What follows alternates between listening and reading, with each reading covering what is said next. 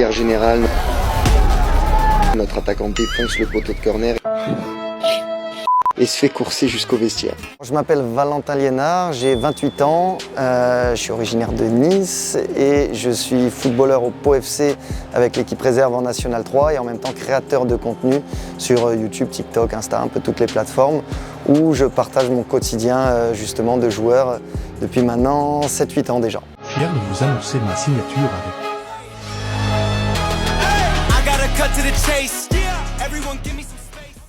J'ai de la chance d'être suivi par pas mal de monde assez rapidement dès que j'ai commencé ce concept. La chance que j'ai eue, c'est que j'ai été en gros le premier à partager mon quotidien de joueur sur les réseaux. J'avais terminé le centre de formation, je m'étais retrouvé un petit peu dans ces niveaux semi-pro en National 3, ça s'appelait même CFA2 encore à l'époque. Si je dis à l'époque, ça me vieillit de dire ça.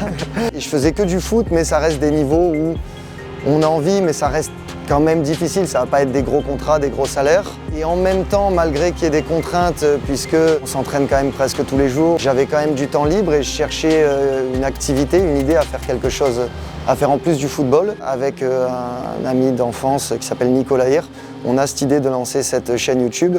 En fait, on consommait vachement de contenu sur Internet et on se disait que c'était assez fou qu'aucun joueur partage un petit peu les dessous de leur carrière, de comment ça se passe, partage aussi des expériences, des conseils. Au tout début, on a sorti des vidéos du style comment j'ai intégré un centre de formation, des choses comme ça. Et là, la situation est radicalement différente puisqu'ils sont plus à 72 mètres mais à environ 2 mètres.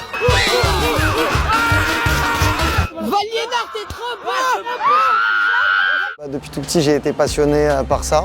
Pourtant, je n'étais pas dans une famille du tout de footeux. Mon père était plus sport auto. C'est vrai que quand j'ai eu un petit peu des contacts avec Pau, ce qui m'a intéressé tout de suite, c'était ce rôle avec l'équipe réserve, d'être un des joueurs un peu plus âgés, un peu plus cadre, dans un niveau qui, pour le coup, je connais assez bien, que je maîtrise, on va dire. Et l'opportunité pour moi d'être en National 3, mais dans un club professionnel avec un rôle super intéressant, je me suis dit que c'était un beau challenge et j'ai pas hésité quand on m'a proposé ça. C'est bon. Je vais bien faire les balles. Qu'est-ce qu'il y a? C'est une coup franc indirect. On n'a pas le droit de dire laisse à un adversaire, messieurs. Ce sera coup franc indirect ici. Je parle à Lorenzo? Non, c'est lui qui l'avait, monsieur. Vous avez dit laisse. Je suis organisé, comme je disais, à bosser avec Nicolas Hier, avec qui on a une société à deux.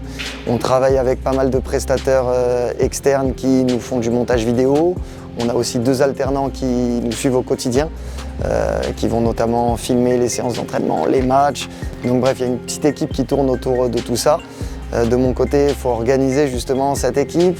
C'est aussi beaucoup de travail de relationnel, aussi avec nos partenaires, nos marques qui nous permettent justement de vivre de cette activité. Donc c'est beaucoup de taf, ça fait que le matin, disons que je suis à l'entraînement et l'après-midi, je bosse pour essayer de créer les meilleures vidéos possibles. J'ai retrouvé mes matchs quand je jouais en U17 à l'AS Monaco avec Kylian Mbappé. On va regarder ensemble s'il était déjà si chaud que ça et aussi ce que je valais à cet âge-là. On a beaucoup qui sont surpris parce qu'ils s'imaginent que les caméras elles sont présentes H24 alors que c'est pas du tout le cas. Généralement les gars ils viennent filmer 1 à 2 séances par semaine et parfois même 0. Ils ne sont pas tout le temps aux entraînements, loin de là. Généralement, quand j'arrive, il n'y a pas tout de suite la caméra. J'essaye que les relations elles se fassent naturellement en premier. Et ensuite, quand il y a un feeling avec les joueurs, etc., là, je peux commencer à vlogger, à installer la caméra plus facilement. Non, franchement, je me sens trop bien ici. Je disais, le staff est génial, le club est top. Donc, j'espère sincèrement rester au moins une saison de plus ici.